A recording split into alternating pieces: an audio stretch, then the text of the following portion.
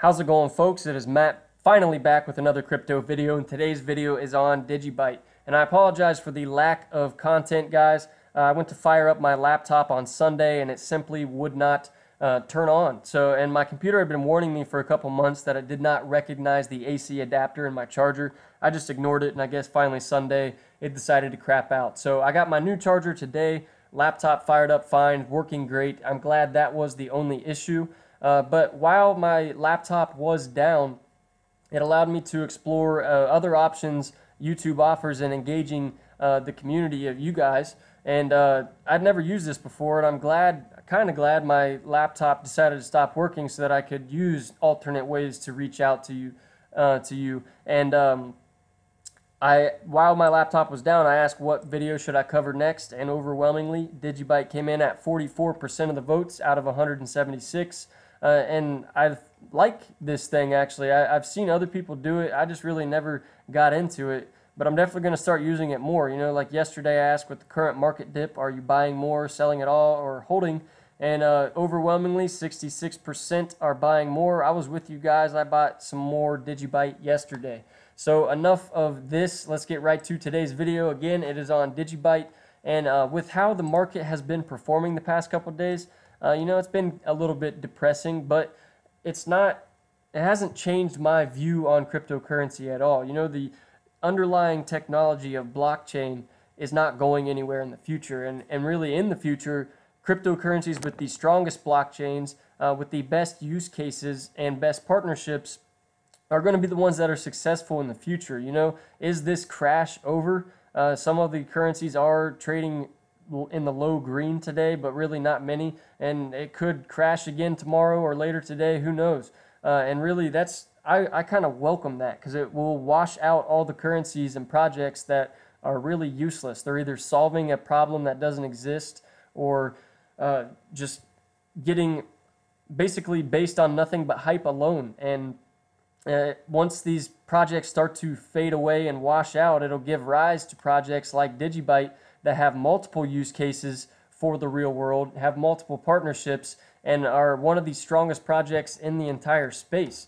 So really, typically I give you guys updates on the most recent news on specific currencies, but today's video I'm just really going to dedicate to why I think DigiByte will survive the altcoin apocalypse, you could say. And it really comes down to the use cases that DigiByte already has and partnerships that they already have. Again, I think if you look at all the projects today that have multiple working products today and multiple partnerships today, I think those will more than likely be the ones that are successful when the market does finally purge itself of all the useless projects out there.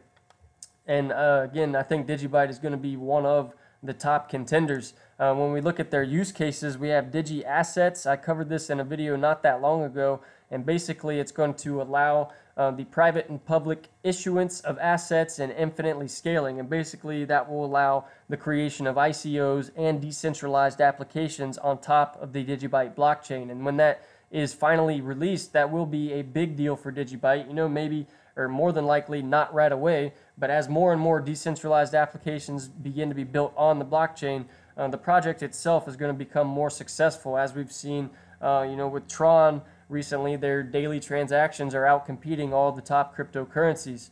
And another use case of DigiByte is Digusign, which basically allows you to sign a document on the blockchain. And the value of it being on the blockchain is the fact that it's immutable data that no one can change and is a permanent record. And that's going to be big for the signing of documents in the future, especially as more and more documents are being signed on the internet or online. You know, that's how I signed some documents when I purchased my house. And the security features, or the security that DigiByte's blockchain would offer, it would really be unparalleled to anything that's out there on the market today offering a similar service. And their partnership with VID, again, it's use cases and partnerships that I think are going to carry very few projects forward in the future.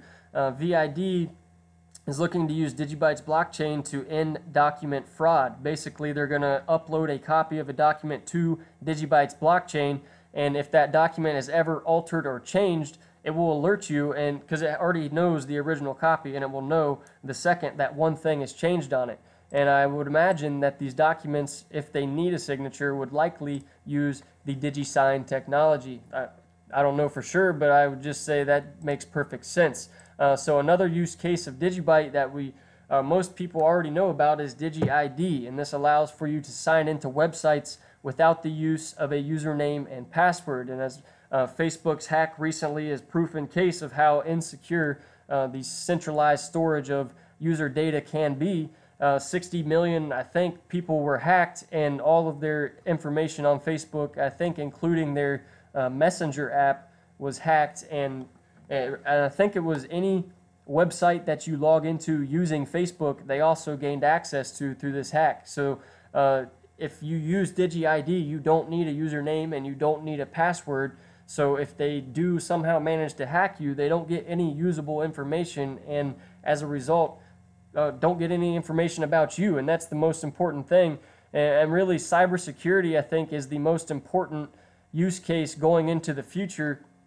As more people are connected to the internet, as more accounts are created for different applications, social media, games, whatever, more and more, it just presents more and more opportunity to be hacked and have your personal data stolen. So this type of technology is going to be big in the future in securing all the different accounts that everybody has, and on top of that, making it easier to log into these accounts so you don't need to remember all these different passwords and usernames that you've created, because this eliminates it.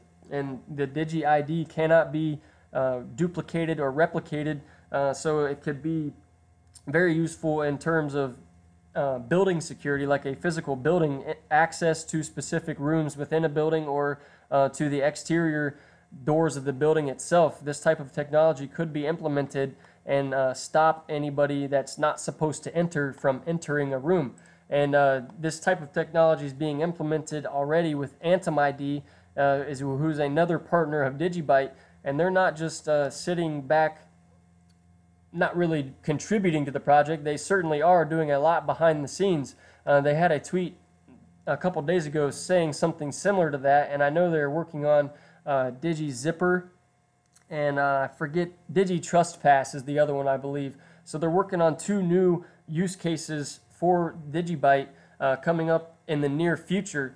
And so the use cases, as far as security-wise, just keep growing for DigiByte. And again, cybersecurity is probably the number one valued use case going into the future, because as more cars, like say autonomous cars, start to become a thing in the future, or drones from Amazon delivering your packages or pizza or whatever, as that type of technology advances, there's going to be a need to secure them from being hack free. You know, you don't want your car driving itself to suddenly become hacked by someone and they own complete control over it, or you don't want someone to hack drones in the sky and either use them for something very bad or as minor as dropping your package off at their house. But even then, you don't want that. So cybersecurity is going to be the number one threat in the future, and DigiByte, I think, stands the greatest chance of securing the future with all the revolutionary technologies that they have created.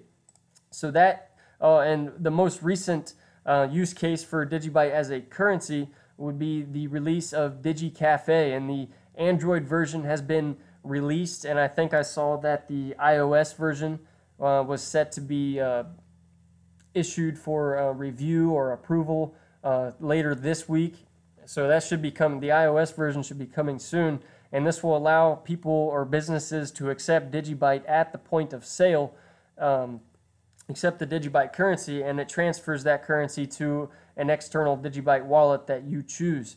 And I think that's just going to make it easier adopted, and it's already being adopted in countries like Venezuela, where their economies are collapsing. So this will allow vendors within Venezuela to just have easier access to accepting DigiByte and securing that currency. So that will wrap up today's video, guys. Hope you enjoyed it. These are the reasons I am confident in the future success that DigiByte will have.